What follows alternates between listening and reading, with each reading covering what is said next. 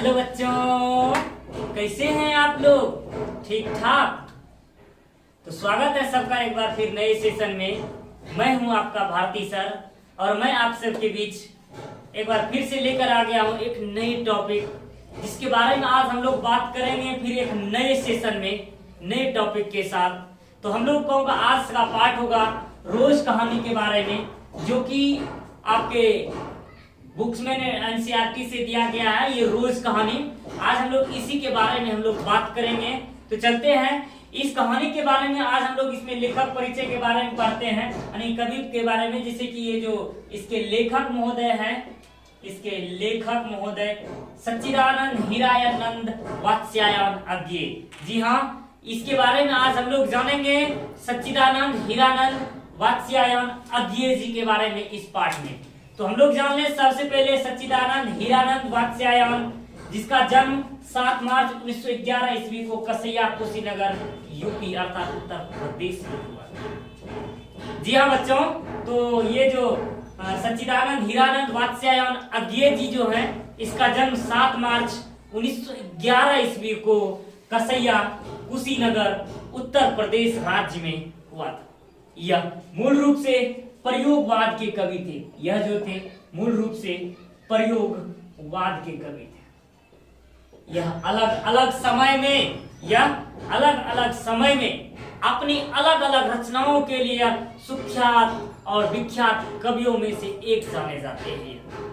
अर्थात इसकी रचना की शैली, इसकी भाषा शैली बहुविध भाषाओं के यह जनक थे। अर्थात यह बहुत सारे भाषाओं के ज्ञाता थे।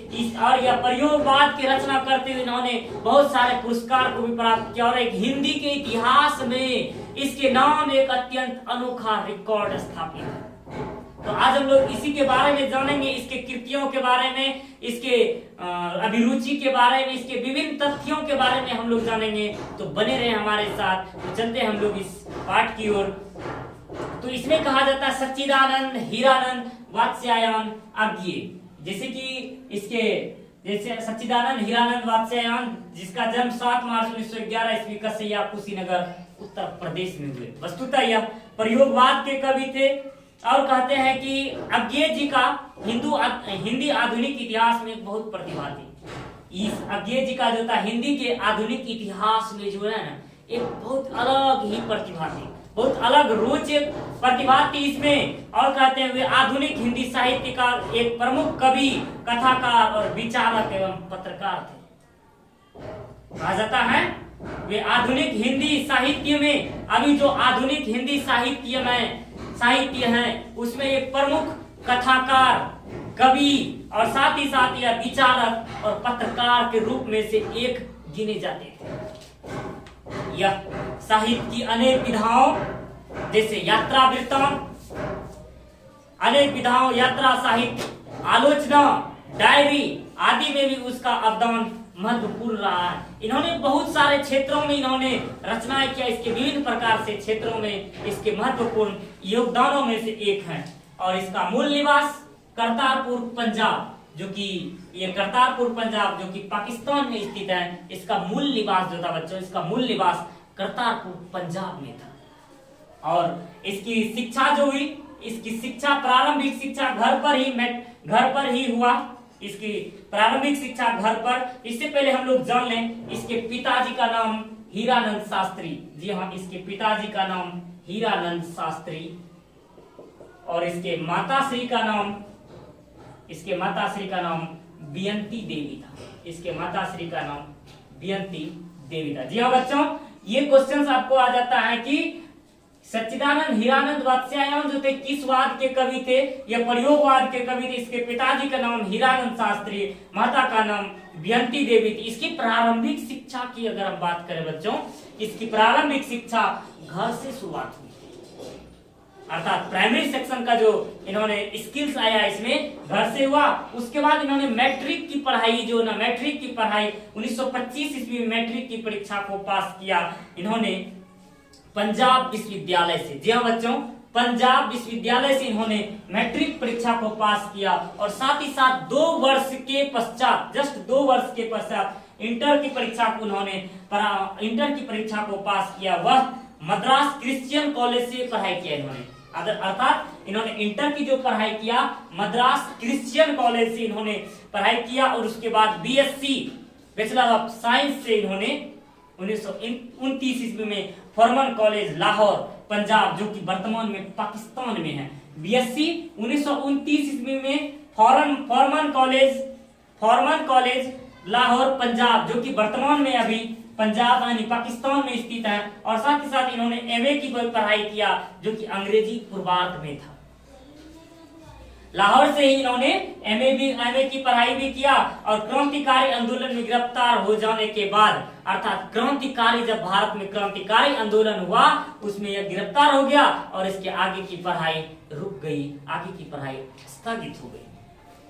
अगर हम इसके भाषा ज्ञान की बात करें, इसके लैंग्वेज स्किल्स की बात करें, तो इसे बहुत सारे भाषाओं का ज्ञान था। जी हाँ बच्चों, उन सब में सबसे पहले था संस्कृत का इसको सर्वप्रथम ज्ञान, अंग्रेजी का ज्ञान था, हिंदी के अतिरिक्त इसको फारसी और तमिल भाषाओं का भी इसको प्रमुख रूप से ज्ञान था। इसको जो था बच्चों कि भाषा ज्ञान, ये अंग्रेजी को संस्कृत का भी ज्ञान था, अंग्रेजी का भी ज्ञान था, हिंदी का भी ज्ञान था, और साथ ही साथ हिंदी के साथ साथ इसको फारसी और तमिल भाषाओं का भी इसको ज्ञान था।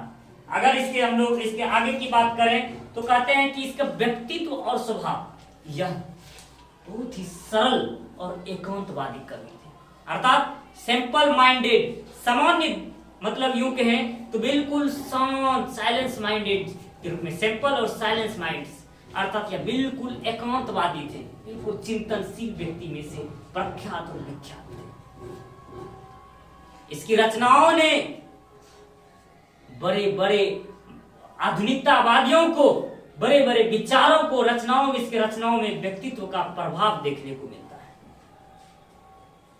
इसके शरीर, इसके व्यक्तित्व और स्वभाव की अगर देखें, इसका शरीर बहुत ही सुंदर, सुशील, लंबा और बहुत ही गठीला शरीर था, और साथ ही साथ सुरुचि, अर्थात साथ ही साथ यह सुरुचि, सुव्यवस्था और अनुशासन प्रिय था।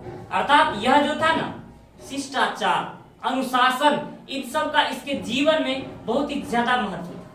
यह सबसे पहले अपने जीवन में इन सब का भरपूर महत्व दिया करता था। कहते हैं यह बहुत ही एकांत प्रिय, साथ ही साथ अंतर्मुखी स्वभाव था। कहने का आशय एकांत प्रिय, अर्थात इसको अकेले और एकांत रहना बहुत अच्छा लगता था। गंभीर एवं चिंतनशील, साथ ही साथ यह गंभीर है, चिंतनशील था, और साथ ही साथ मितभाषी भी था। अपने मौन एवं मित भाषण के लिए यह प्रसिद्ध था। अपने मौन अर्थात शांत स्वभाव के लिए और मधुर भाषाओं के लिए, कम बोलने के लिए सुप्रसिद्ध और विख्यात कवियों में से प्रख्यात और विख्यात थे ये हमारे अज्ञेय महोदय जी। इसके पिताजी का जो तबादला होता रहा रहने के कारण लखनऊ, कश्मीर, लाहौर, पटना, मद्रास आदि स्थानों पर इसे साथ रहने और परिभ्रमण का संस्कार बचपन में ही मिला। अर्थात इसके पिताजी जो स्थापित थे ना पदस्थ, उसको बार बार ट्रांसफर ही किया जाता था, जिस कारण से इसको बचपन में ही कश्मीर, लखनऊ, लाहौर, पटना, मद्रास आदि स्थानों पर इसको परिभ्रमण का करने का सुख इसको बचपन से ही मिलता आ रहा, इसको बचपन से ही मिलता आ रहा। अगर हम बच्चों इसको अभिरुचि की बात करें, इंटरेस्ट के बारे में, इसके हॉबी के बारे में, अर्थात इसका शौक के बारे में अगर हम बात करें, इसकी अभिरुचि के बारे में, तो इसको अभिरुचि बागवानी और पर्यटन के साथ साथ अध्ययन में इसको विशेष अभिरुचि थी। अगर इसकी हम अभिरुचि की बात करें बच्चों, इसकी अभिरुचि की बात करें तो अभिरुचि में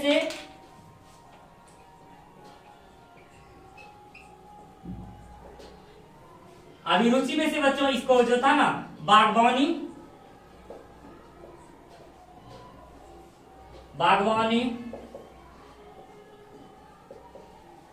पर्यटक, बागवानी के साथ साथ इसको जो ना पर्यटन, और पर्यटन के साथ साथ इसको अध्ययन का बड़ा ही शौक था।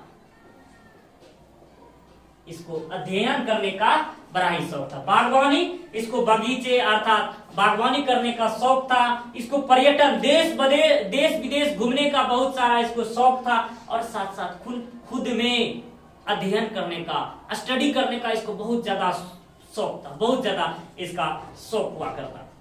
और कहते इसके अलावे अनेक दर्जनों प्रकार के पेशेवर कार्यों में, अर्थात इसकी कार्य सिर्फ इतने तक नहीं, अनेक प्रकार के कार्यों में इसका महत्वपूर्ण व्याख्याता रहा। फोटोग्राफी, हस्तकला, शिल्प आदि में भी यह प्रवीण रहे, अर्थात यह फोटोग्राफी में भी विकसित हुए, हस्तकला भी में विकसित हुए, शिल्प आदि में भी यह प्रमुख रूप से प्रख्यात और विख्यात रूप में जाने जाते हैं।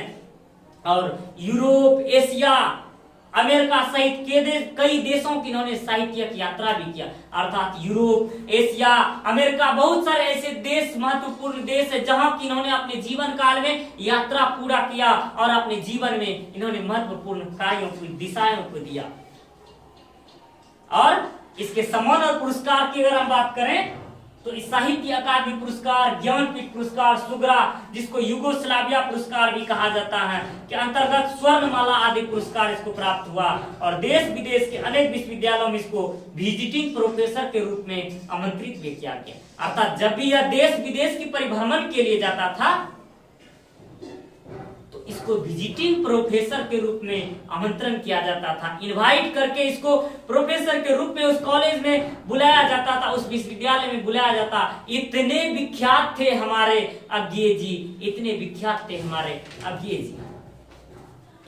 तो कहता है बच्चों कि यह जो है अपने विशाल साहित्य की रचना की है और इसमें वस्तु, इन्होंने जो अपने जीवन काल में बहुत सारे विशाल साहित्य की रचना किया है, और साथ ही साथ जिसमें वस्तु, भाव, आलोचना, साथ ही साथ जो है ना भाषा, शिल्प आदि के धरातल पर प्रयोग और नव विचारों की बहुलता किया, अर्थात इन्होंने अपने रचनाओं में भाव, भाषा, शिल्प, इन सभी के तथ्यों को लेते हुए, अर्थात साथ ही साथ नव विचारों को, अपने नए विचारों को, ये मॉडर्न युग अर्थात आधुनिक युग के नए नए विचारों को अपने प्रयोग से अपने रचनाओं में इन्होंने प्रयोग किया, अपने रचनाओं में प्रमुख रूप से इन्होंने प्रयोग किया अपने जीवन काल, तब जाकर के यह विख्यात हुई। इसीलिए तो यह विख्यात है। साहित्य के लेखन में अतिरिक्त संपादन, अगर इसके साहित्य की क्षेत्र की ओर इसके दिशाओं में चले, साहित्य के क्षेत्र में, तो अतिरिक्त संपादन, निर्देशन, अभिप्रेरण, परिसंवाद, भाषण आदि के द्वारा भी उन्होंने अपनी सृजनात्मक को विस्तार दिया, उन्होंने अपनी सृजनात्मकता को विस्तार दिया। और साथ ही साथ उनमें युग का प्रतिनिधित्व करने वाले संगठित क्षमताओं से युक्त नेतृत्व, प्रतिभा और रचनात्मक कर्मठ था, अर्थात उसके अंदर जो था ना एबिलिटी बहुत ज्यादा उच्च क्वालिटी का, अर्थात उच्चतम गुणवत्ता वाली था।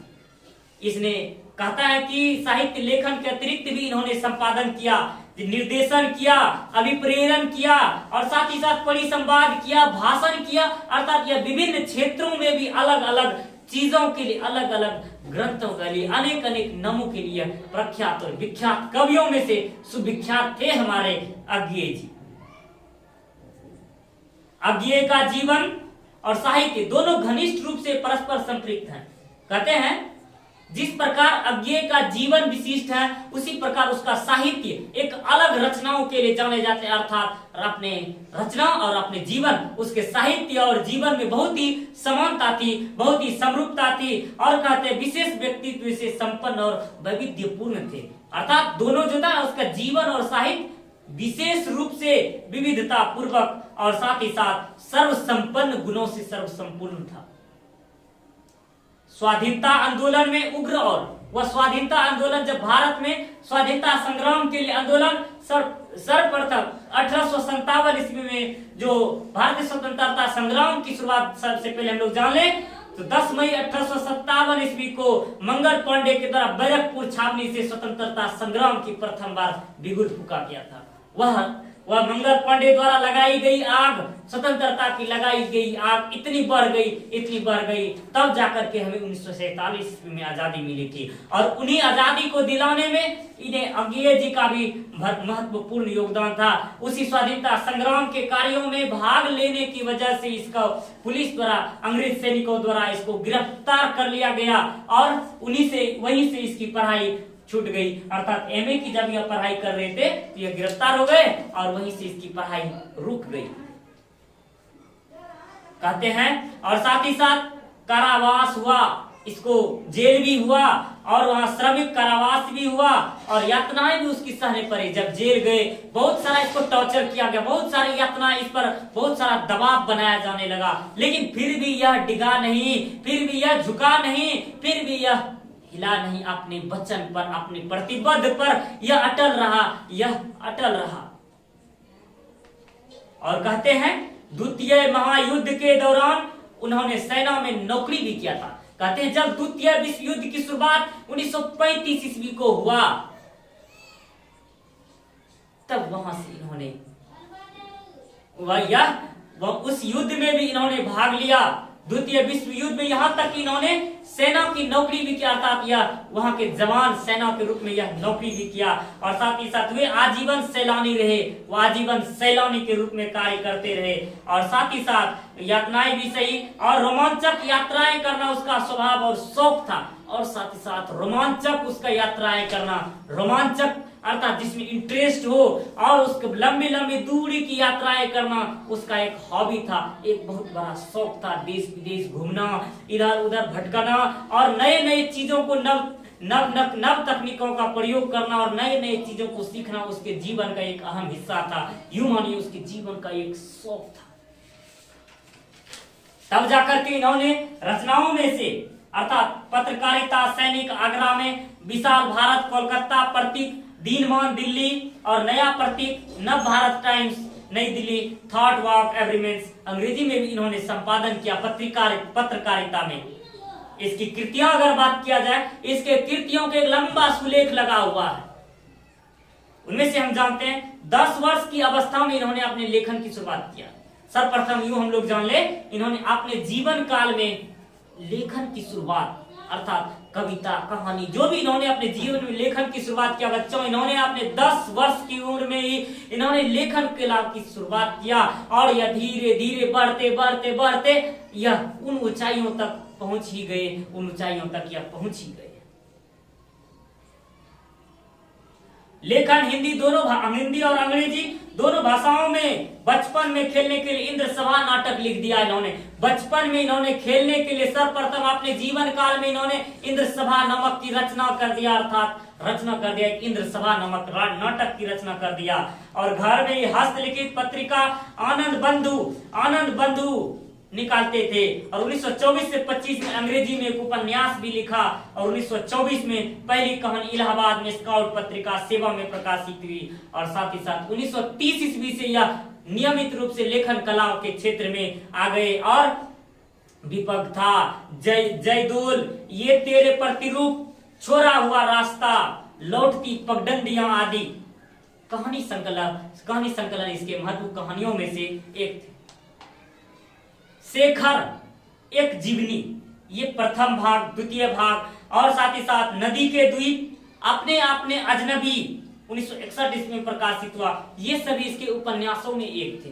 तो इनके उपन्यास के लिस्ट के बारे में जान ले बच्चों, तो इसको कहते हैं इसमें शेखर एक जीवन, उसका भाग 1 1941 में, भाग 2 1944 में और साथ ही साथ नदी के द्वीप 1952 ईस्वी में। नदी के द्वीप उपन्यास के लेखक कौन है बच्चों? तो ये अज्ञे जी, नदी के द्वीप, जो कि 1952 ईस्वी में रचना हुआ और अपने अजनबी 1961 ईस्वी में रचना हुआ। और साथ ही साथ इन्होंने अपने जीवन काल में उत्तर प्रियदर्शी 1967 ईस्वी में नाटक की रचना किया, भग्न दूत चिंता इतलियम हरी घास क्षण पर, और साथ साथ बाबरा आ रही, आंगन के पार द्वार, कितनी नावों में कितनी बार, और साथ ही साथ सदा निराश, जैसे कई आपने इसका देखा होगा। ये सब जो था इसका कहानी यानी कविता संकलन में से एक था।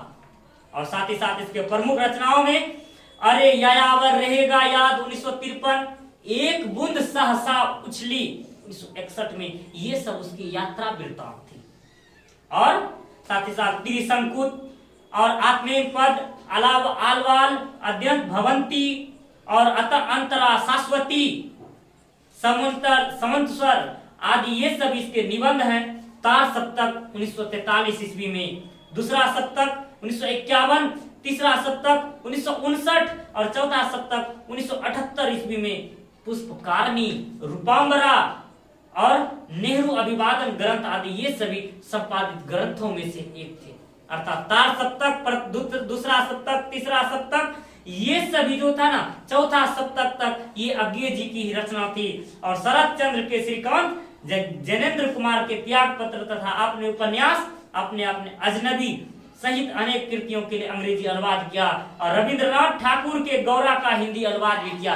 याद रखिएगा, रविंद्रनाथ ठाकुर के द्वारा एक प्रसिद्ध ग्रंथ भी आया था, एक रचना भी आया हुआ था जिसका नाम था गोरा, उसका हिंदी में अनुवाद इसी ने किया था, सच्चिदानंद हीरानंद वात्स्यायन अज्ञेय जी ने। अर्थात इस तरह से इसके कृतियों के विशेष रूप से रही। और वे साथ ही साथ हिंदी में शायद ही ऐसा कोई लेखक कलाकार होगा, यहाँ तक कि कहा जाता है हिंदी में शायद ही कोई एक ऐसा कलाकार होगा, लेखक कलाकार होगा जो कि अज्ञेय की तरह परस्पर असंबद्ध 20 तरह के कार्यों में पेशेवर दक्षता हो। कहते हैं हिंदी के शायद ही ऐसे कोई कवि हुए होंगे, ऐसे लेखक हुए होंगे जो कि कलाकार हुए होंगे जिसकी तरह तरह की परस्पर असंबद्ध 20 तरह के कार्यों में पेशावर रहा। अर्थात यह अपने जीवन काल में 20 से अधिक कार्यों का संपादन किया और सभी संपादन में, सभी क्षेत्र में यह विख्यात और प्रख्यात रूप में स्थापित हुए। और प्रतिभा, रुचि और शौक के अपरिमित विविधताओं के कारण उनके व्यक्तित्व में विशेष प्रकार का विस्तार होता गया और गहराई, विविधता एकान्वित संगठित हुई और वे विलक्षण लेखक बन गए और वह एक विलक्षण लेखक के रूप में प्रसिद्ध हो गए। इसकी रचनाओं में से कथा साहित्य में प्रेमचंद्र और जयशंकर के बाद आए महत्वपूर्ण क्रांतिकारी परिवर्तन में अज्ञेय जी की महत्वपूर्ण भूमिका रही। कहते हैं हिंदी साहित्य में प्रेमचंद्र और जयशंकर प्रसाद के बाद जो साहित्य के क्षेत्र में परिवर्तन हुए, उसके बाद अज्ञेय की महत्वपूर्ण और निर्णायक भूमिका स्थापित रही। कहानी को महज किस्सा के स्वरूप में आख्यान और विख्यान इतिवृत्त के धरातल से ऊपर उठाकर ये कसे हुए अंतर्गुफित कलात्मक रूप के तौर पर उभरने वाले अज्ञेय अग्रणी रहे। कहते हैं बच्चों, कहानी को महज एक किस्सा के स्वरूप में, जो हम लोग बचपन में दादी नानी से कहानी किस्सा को हम लोग जो सुनते हैं, उस कहानी को, एक किस्से को एक चरम सीमा तक पहुंचाने में अज्ञेय जी की महत्वपूर्ण भूमिका रही। जो कहानी केवल किस्से के रूप में सम्मिलित हो जाती थी, जो कहानी केवल आख्यान और इतिवृत्त के रूप में सम्मिलित हो जाती थी, उसको एक धरातल से, एक जमीन की धरातल से उठा करके आसमान की सीढ़ी तक पहुंचाने में अज्ञेय जी की महत्वपूर्ण भूमिका रही। अज्ञेय जी की एक विशाल भूमिका रही। हिंदी तथा कथा साहित्य में मनोवैज्ञानिक गहराई लाने का श्रेय जैनेन्द्र कुमार और अज्ञेय को दिया जाता है। कहते हैं हिंदी कथा साहित्य में मनोवैज्ञानिक गहराई लाने का श्रेय जो होता है जैनेन्द्र कुमार और अज्ञेय जी को दिया जाता है। इसके साथ ही साथ बौद्धिक, नैतिक विचारों, सजगता और कलात्मक भी अज्ञेय ने हिंदी कथा में जोड़ी। कहता है बच्चों, इन्होंने हिंदी कथा में बौद्धिकता, नैतिक विचार, सजगता और कलात्मक भी अज्ञेय ने हिंदी कथा में इन्होंने जोड़ी। अज्ञेय ने हिंदी कहानी के भावी विकास का प्रारूप, कहते हैं अज्ञेय जी ने हिंदी कहानी के भावी विकास के प्रारूप अपनी कहानियों द्वारा प्रस्तुत किया। कहते हैं कि अज्ञेय जी ने हिंदी कहानी के भावी विकास प्रारूप अपनी कहानियों द्वारा प्रस्तुत किया। बिना अज्ञेय की नई कहानी की कल्पना की नहीं जा सकती थी। कहते हैं बच्चों, बिना अज्ञेय जी के बिना नई कहानी की संरचना की कल्पना की नींव ही खड़ी नहीं हो सकती थी, अर्थात नई कहानी की रचना ही नहीं हो सकती थी। इतने प्रख्यात और विख्यात थे हमारे अज्ञे जी, और इस प्रकार से इन्होंने अपने जीवन काल को इस प्रकार से अपना इसका देहावसान 4 अप्रैल 1987 ईस्वी को 4 अप्रैल 1987 ईस्वी को इस तरह व्याख्यात होते हुए इसकी मृत्यु हो गई, अर्थात यह स्वर्ग को सिधार गए। इतने हमारे प्रसिद्ध थे अज्ञे जी, सच्चिदानंद हीरानंद वात्स्यायन अज्ञे। तो बच्चों, हम लोग इस क्लास में सच्चिदानंद हीरानंद वात्स्यायन अज्ञे जी के बारे में हमने पढ़ा, और हम लोग इसके अगले पार्ट में इसकी रचनाओं के बारे में पढ़ेंगे। रोज शीर्षक के बारे में हम लोग जानेंगे, उस कहानी में, उस पाठ में ऐसी कौन सी घटना है जो कि इस विख्यात कवि के द्वारा रचित ऐसी विख्यात घटना है, इसके बारे में हम लोग जानेंगे अगले क्लास में। हमें उम्मीद है आप लोगों को यह क्लास बहुत अच्छा लगा होगा, अर्थात आप अपना सुझाव, अपना विचार हमारे कमेंट सेक्शन में आप जरूर व्यक्त करें, ताकि हम आपको अच्छे तरीके से और बता सकें और आपकी समस्याओं को हम सुलझा सकें। तो आज की क्लास के लिए बस इतना ही, फिर मिलेंगे हम लोग एक नेक्स्ट क्लास में। तब तक के लिए जय हिंद।